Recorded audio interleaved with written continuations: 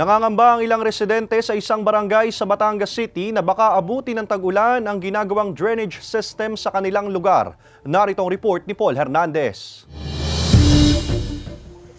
Mas malaki na ngayon ang sakop ng ginagawang excavation para sa drainage system sa bahagi ng residential area ng Barangay Bulbok sa Batangas City. Sa survey and investigation ng City Engineer's Office, natuklasang walang lagusan ng tubig kaya naiipon lang ito sa eskenita. Na-found out po namin na tumitigil lang pala talaga doon yung tubig. So may manhole lang doon pero hanggang doon lang siya.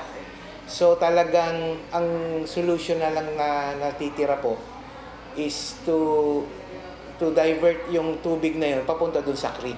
Ayon sa City Engineer's Office, kailangan nilang basagin ang wing wall sa creek para rito dumaan ang tubig. Medyo makapal at saka solid concrete wall po yun. Anong gagamitin doon?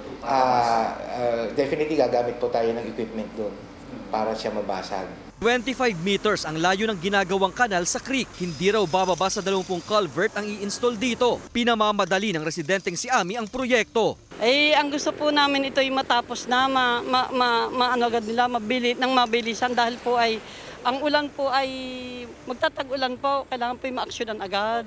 Tinitiyak ng City Engineer's Office na hindi aabuti ng isang buwan ng proyekto. Dahil right now po puspusan po ang aming paggagawa yun din po ang bilin ng ating kagalang-galang na mayor at ang aming pong hepe. Babantayan din daw ng mga residente ang pagawain. Kasama si Kel Ravaca, Paul Hernandez, Balitang Southern Tagalog.